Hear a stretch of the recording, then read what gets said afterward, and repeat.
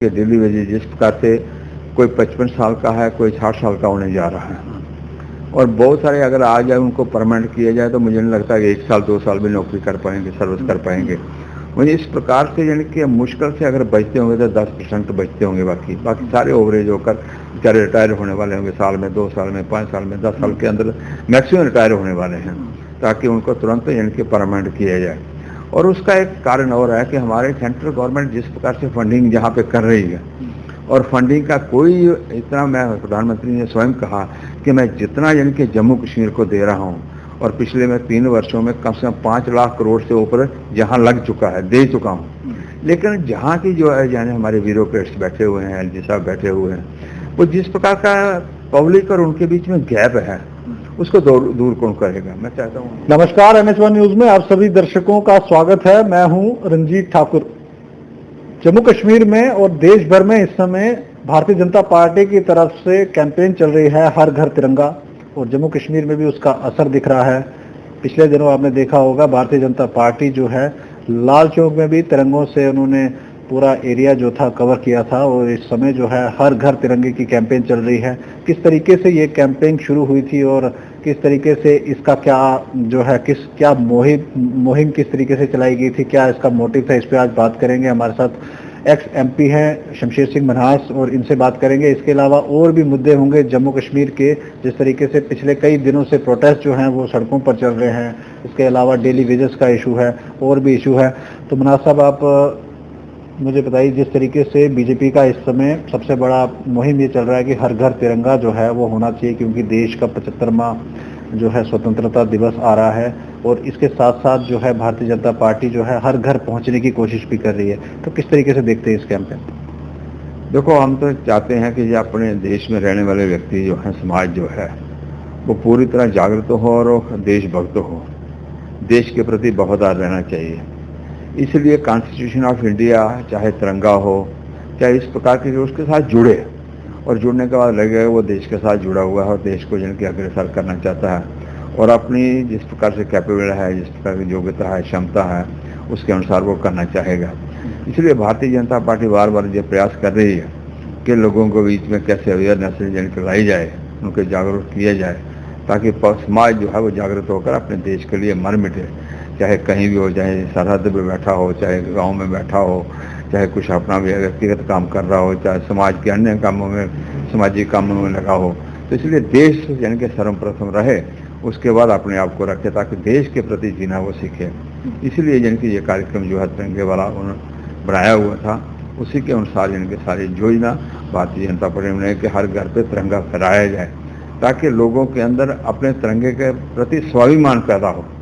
वो बात करने जा रहे हैं, तो उसको देखते हुए ऐसा लगता है कि लोगों में जोश है, समाज बिल्कुल पूरी तरह जागरूक है और वो सारा काम करना चाहता है। तो जो लोग कई जगह से क्रिटिसिज्म भी आता है, अपोजिशन पार्टी जिस पर जो है सवाल उठाती है, उनका कहना है कि क्या तिरंगा लहराने से ही देशभक्त हो जाएगा। तो उस चीज को कैसे आप लोग जो है उनका जवाब देंगे? देखो, जिस प्रकार से हर व्यक्ति जो है वो अपने अपने कामों में व्यस्त है, तो मैं चाहता हूँ अपने कामों में से थोड़ा सा टाइम इस प्रकार, मान लो तिरंगा लहरा है तो देखेगा, उसके लगेगा कि तिरंगा है मेरा और मेरे देश का जन कैसा है। जब अपने व्यक्तिगत अपने कामों में लगा रहता है, वो दुकान क्यों जाता है रोज, वो सुबह जन के ब्रेकफास्ट क्यों करता है, नहाता क्यों है, कि अपने शरीर को ठीक रखने के लिए, अपने परिवार को दुरुस्त करने के लिए, परिवार को चलाने के लिए यानी कि सामाजिक काम भी करेगा, अपने व्यक्तिगत काम भी करेगा, और शरीर स्वस्थ हो, उस प्रकार के सारे काम नित्य प्रतिदिन कुछ ना कुछ होना चाहिए। इसलिए यानी कि लोगों को तिरंगा देखने के बाद भी लगे ये तिरंगा जो है हमारे देश का स्वाभिमान है, उसे देखने के अंदर एक स्फूर्ति पैदा होगी, इसलिए वो करना चाहते हैं। ये जो कैंपेन हर घर तिरंगा की चलाई है, इसमें क्रिटिसिज्म तो अपोजिशन पार्टी जरूर करती है, मगर इसके साथ साथ एक बड़ा मैसेज जो है वो ग्रास रूट से भी आ रहा है कि इस वक्त देश में तिरंगा बनाने की होड़ लगी हुई है। अलग अलग कंपनीज, छोटे छोटे जो ग्रुप्स हैं, जिस तरीके से गांव में महिलाओं के ग्रुप होते हैं, वो इस समय बना रहे हैं। तो काफ़ी लोगों को एक रोज़गार का जरिया भी मिल रहा है। तो कहीं ना कहीं आपको लगता है कि ये आम आदमी से जुड़ने का एक अच्छा तरीका भी है, उनको एक रोज़गार देने का तरीका भी है। अगर ऐसे मुहिम बीच बीच में होती रहे तो कहीं ना कहीं उसका असर ग्रास रूट पे पड़ता है। देखो, कोई भी काम करोगे आप, चाहे जिस प्रकार से हम खासकर 2014 में से जैसे प्राइम मिनिस्टर आए थे उनके मन में एक योजना थी कि खासकर स्किल डिपार्टमेंट को जिनके आगे अग्रसर किया जाए और बिल्कुल ग्रामीण क्षेत्र में दूर दराज बैठा हुआ अनपढ़ व्यक्ति हुआ कोई ना कोई उनको रोजगार जो है दिया जाए। उस प्रकार का प्रयास हो रहा है। आपने देखा होगा इसका स्टार्टअप किया है, बाकी स्किल डेवलपमेंट की ओर से जिनके कुछ ना काम करते रहते हैं और आज भी हो रहे हैं।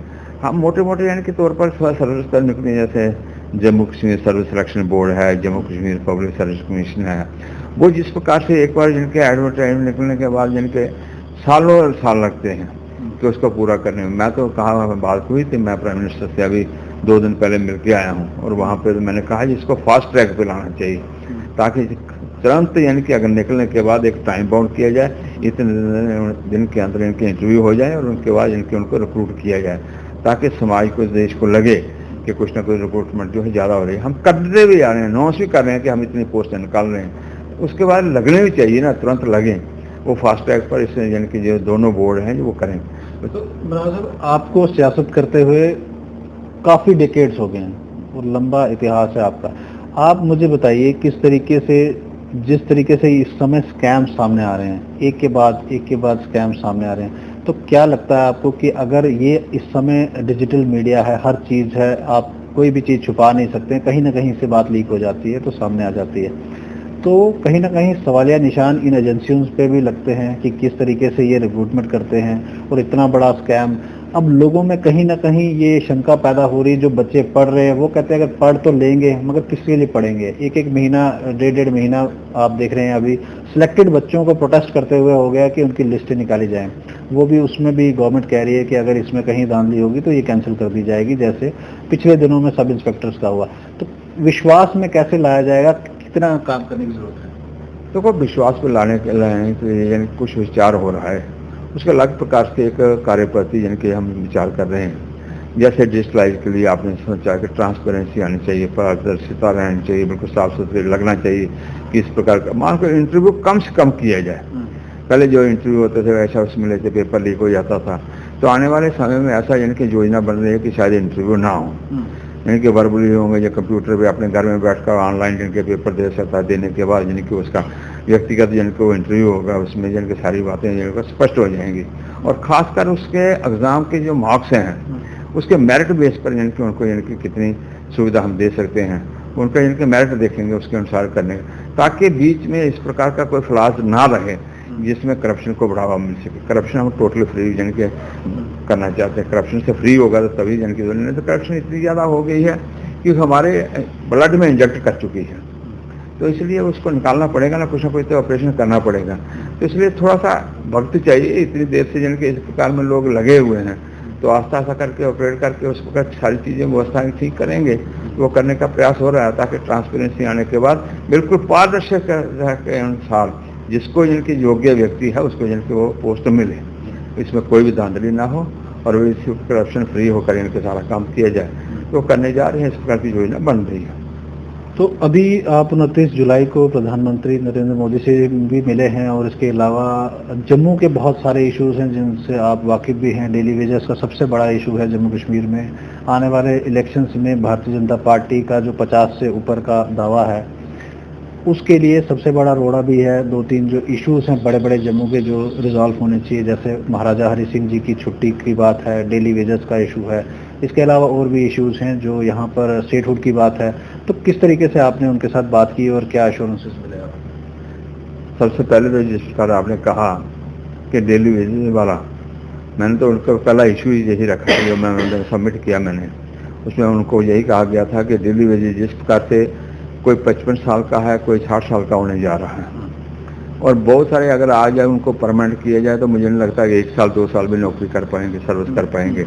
मुझे इस प्रकार से यानी कि मुश्किल से अगर बचते होंगे तो 10% बचते होंगे, बाकी सारे ओवरेज होकर बेचारे रिटायर होने वाले होंगे, साल में, 2 साल में, 5 साल में, 10 साल के अंदर मैक्सिमम रिटायर होने वाले हैं, ताकि उनको तुरंत यानी कि परमानेंट किया जाए।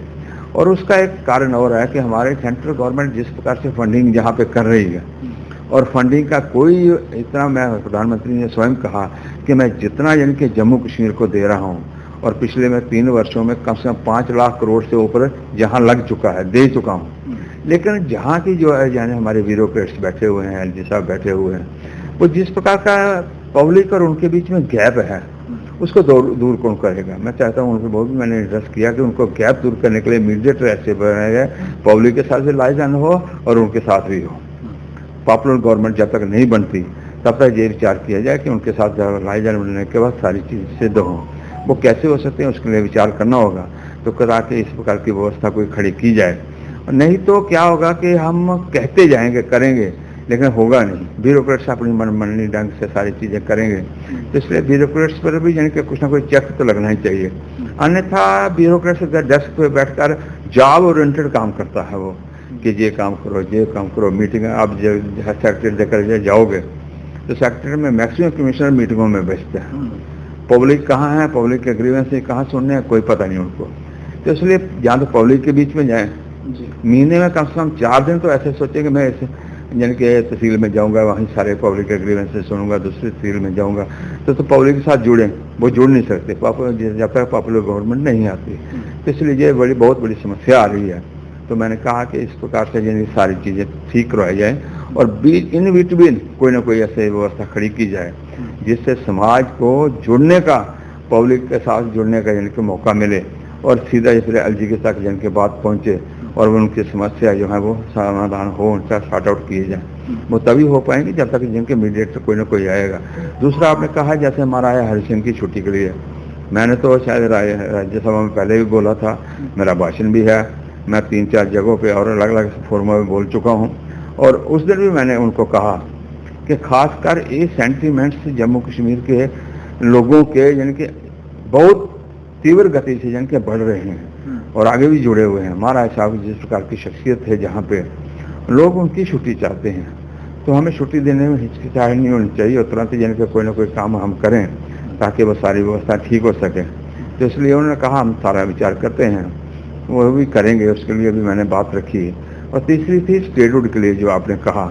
स्टेटहुड उन्होंने कहा कि जैसे चुनाव नवंबर-दिसंबर में मैक्सिमम चांस चुनाव होने के हो जाएंगे। कुछ कहते हैं कि दिसंबर में बर्फ होगी जो होगी, क्योंकि हिमाचल में अगर चुनाव हो सकता है जम्मू कश्मीर क्यों नहीं हो सकता। तो इसलिए जम्मू कश्मीर में नवंबर और दिसंबर में चुनाव पक्का है, वो होंगे। और उसके बाद उन्होंने कहा कि थोड़ी सी व्यवस्था यानी कि करेंगे आने वाले दिनों में कुछ समय के लिए, फिर उसके बाद उसको स्टेटहुड दी जाएगी। फिर स्टेटहुड बनने के बाद अपने यानी कि फैसले वो सारे कर सके, प्रदेश यानी कि अपने पाँव पर खड़ा हो सके, उसलिए विचार किया जाए। तो वो विचार भी उन्होंने कहा है कि आश्वासन तो दिया सब चीज़ों के लिए कि हम ये सारी चीज़ें करने वाले हैं। मुझे लगता है प्रधानमंत्री जी बहुत सिंसियर हैं जिस प्रकार से काम करें, और खासकर स्किल डेवलपमेंट के लिए उन्होंने साफ कहा है कि जिस गति से काम करना चाहिए डिपार्टमेंट में वो वहाँ बिल्कुल नहीं हो रहा। मैं उससे काफ़ी चिंतित हूँ और दुखी भी हूँ, मन की पीड़ा है मेरे। मैं समाज के हर वर्ग को कोई ना कोई हाथों में काम देना चाहता हूँ। अगर स्किल डेवलपमेंट के माध्यम से वो ट्रेनिंग अगर 3 महीने की, 6 महीने की, 1 साल की लेने के लिए अगर पैसा सेंट्रल गवर्नमेंट दे रही है, वो यानी कि यूनिट्स खोलने के लिए सेंट्रल गवर्नमेंट कर रही है, तो बच्चों को वहाँ लाकर यानी कि जो अनपढ़ है, जो पढ़ा लिखा नहीं है, उसको वो कौन सा काम कर सकता है, जो मैट्रिक तक है वो कौन सा काम कर सकता है, जो 12th तक है वो कौन सा काम कर सकता है। इस प्रकार से सारे हाथों को काम मिले, उनकी योग्यता के अनुसार, क्षमता के अनुसार, वो सारे भी करने का उनके विचार हैं। तो उन्होंने कहा कि इसको और कैसे मैं भी एलजी को कहूँगा कि इसको खास कर पकड़ा जाए। बेसिकली क्या हुआ कि यहाँ स्किल डेवलपमेंट को बहुत ही छोटे माइनर तरीके, जैसे जहाँ पे डिपार्टमेंट हैं, एक सेक्रेटरी के पास 4-4, 5-5 डिपार्टमेंट हैं, स्किल डेवलपमेंट भी उसी को चार्ज दे दिया। वो एक का काम करेगा, दूसरे का करेगा, तीसरे का करेगा, वो सारा काम हो नहीं पाता। इसलिए आज की डेट में स्किल इंडिपेंडेंटली किसी न किसी कमिश्नर को देना चाहिए और उसको कहना चाहिए, फोकस करना चाहिए कि साल का ये हमारा टारगेट है, ये पूरा होना चाहिए। पिछले साल लास्ट में ईयर 3000 करोड़ रुपये आया था और मैं आपको बताता हूँ कि वो पैसा लगा ही नहीं स्किल डेवलपमेंट के नाते, सारे का सारे लैप्स होकर वापस चला गया। और पिछली बार जिनकी जितना पैसा आया है, बहुत सारा पैसा लैप्स होकर पंचायती राज व्यवस्था को सुधारने के लिए पैसा आया था, पंचायतों को सुदृढ़ करने के लिए, मजबूत करने के लिए पंचायतों के लिए पैसा आया था, फंड आए थे। वो पैसा टेंडर ही नहीं हो पाए। पंचायतों को कैसे मजबूत करने के, उनकी गली बननी है, नाली बननी है, कम्युनिटी हॉल बनने है और सारी चीज़ें बननी है, वो टेंडर ही नहीं हो सके। इस प्रकार की व्यवस्था ब्यूरोक्रेट्स ने यहाँ पे बनाई हुई थी। तो वो भी व्यवस्था को ठीक से अगर प्रधानमंत्री चिंता जता रहे हैं तो हाथ में भी उन्हीं के है, वही कर सकते हैं, कौन वो करेगा? कह रहे हैं कि मैंने एलजी को साफ शब्दों में अभी कहा है कि अभी तक जो हो चुका है वो मैं देख चुका हूँ, आने वाले दिनों में ऐसा ना हो, तो इसलिए वो चिंता जताने का मतलब है मन से दुखी थे और आने वाले दिनों में कुछ ना कुछ अवश्य करेंगे, ये उनके मन में है, पीड़ा है। मैं एक सवाल आपसे जानना चाहता था जम्मू को लेकर कि क्या आपको लगता है कि जम्मू के जो लीडर्स हैं इस समय, खासकर भारतीय जनता पार्टी के, वो भी अब अपीजमेंट पॉलिटिक्स में चले गए हैं, कहीं ना कहीं कश्मीरी अपीजमेंट में बिजी हैं, वही पॉलिटिक्स दोहरा रहे हैं जो पिछले कई सदियों से होती आ रही है? कहीं ना कहीं आपको लगता है कि वो जो ट्रेंड जो लोग चाहते थे जिस तरीके से कि जम्मू में बीजेपी पे जो विश्वास था उनका, कहीं ना कहीं आपको लगता है कि लीडरशिप क्राइसिस यहाँ पे बना हुआ है? नहीं, ऐसी बात नहीं है। मैं आपको अगर बता दूं, ज़्यादा देर नहीं मैं कहता, सिर्फ 2 साल के आप आंकड़े खोल कर देखिए, 2 साल का यानी कि सारा दृश्य देखेंगे अगर आप, तो मैं सोचता हूँ डेवलपमेंट देख लीजिए, आकर श्रीनगर भी चक्कर लगा कर आइए और जम्मू में आकर चक्कर लगाइए। जम्मू में मोर देन 3 टाइम यानी कि काम डेवलप हुआ है, ज़्यादा हुआ होगा। श्रीनगर में यानी कि 3 टाइम कम हुआ है। आज वहाँ पे उनका एक फ्लाई ओवर है, वो कंप्लीट नहीं हो रहा।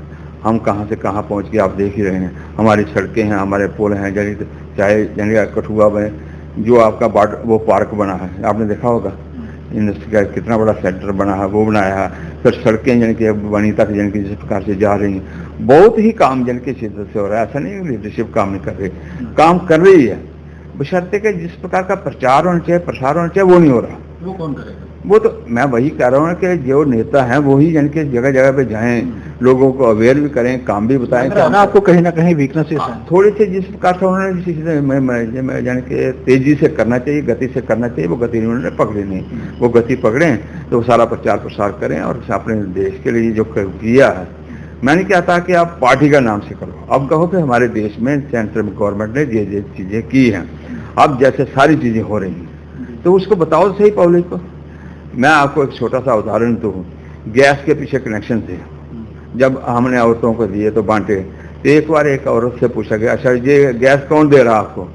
तो जो वहाँ पे जो एजेंसी का होल्डर था उसका नाम था टिल्लू शाह। टिल्लू शाह ने देता, बस यदि मेहरबानी हुई जी, यानी कि वो टिल्लू शाह को बधाई दे रही है कि इसने मुझे दिया है, उतनी सोच है। तो हम अवेयर करें, जो प्राइम मिनिस्टर दे रहा है, भारतीय जनता पार्टी के इनके प्राइम मिनिस्टर है, वो दे रहा है, तो इसमें क्या अवेयरनेस उस प्रकार हमें लानी पड़ेगी।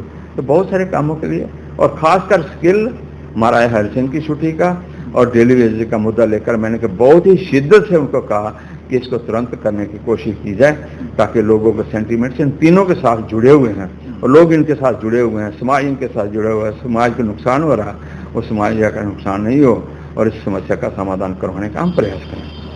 एक जम्मू का और बड़ा इंपॉर्टेंट इशू है जिस पर आपसे हमारी बात भी होती रहती है और आप कह रहे थे कि मैंने शायद बात इसमें की भी है, जो प्रॉपर्टीज़ यहाँ पर हैं, जो लोग यहाँ से पाकिस्तान में चले गए हैं, यहाँ पर विस्थापित जो हो गए हैं और उनकी प्रॉपर्टीज़ यहाँ पर हैं जो कस्टोडियन के नाम से जानी जाती है।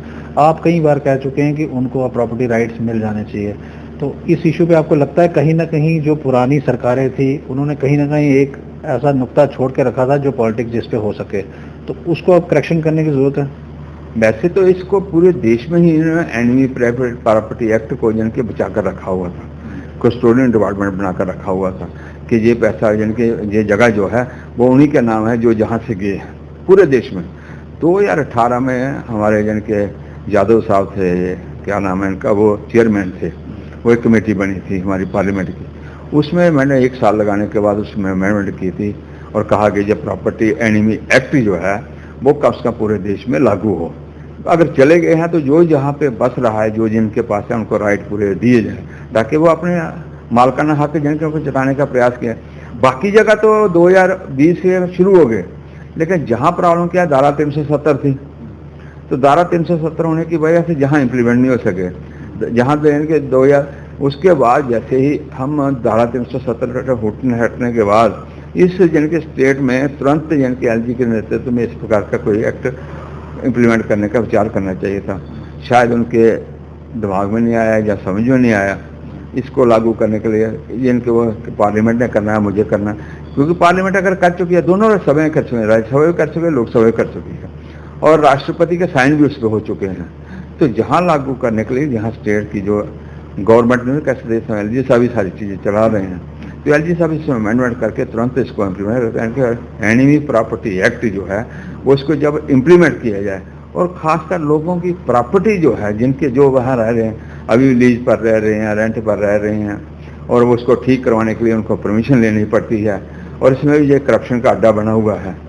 तो मैंने प्राइम मिनिस्टर साहब से जिनकी ये बात है अपने इशू में रखे थे, जिनके मेरे पास जो 9-10 पॉइंट थे, उनमें से ये भी रखा था कि एनिमी प्रॉपर्टी एक्ट करता है तुरंत इनके जम्मू कश्मीर में इम्प्लीमेंट हो, ताकि लोगों को पूरा ये हक मिले, ताकि हम वहाँ पे ठीक आज़ादी से रह सकें। ये मेरा अपना है, वो ये तो समझ सकें। अब इतनी देर से 47 से आज तक रह रहे हैं, लगभग जिनके 72-73 साल के चतरी होने वाले हैं, इतनी वर्ष रहे तो पहले उनका हक तो बनता ही बनता है।